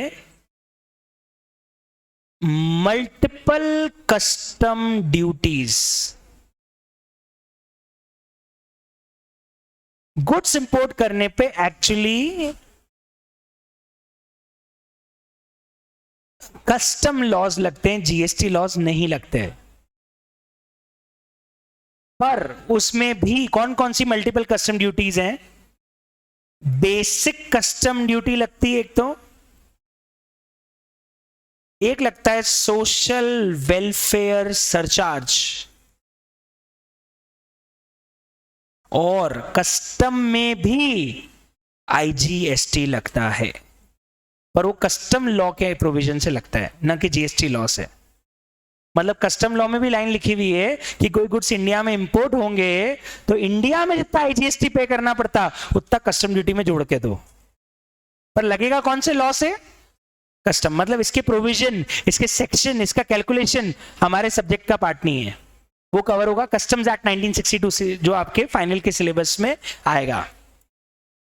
पर ये है इतनी सारी ड्यूटीज जो कि लग रही है मल्टीपल प्रोडक्ट के ऊपर। सर इसके अलावा जो गुड्स बचे उन पे जीएसटी लगता ही है, बाकी ऑल अदर गुड्स के लिए लिख दो, all other goods and services covered on GST.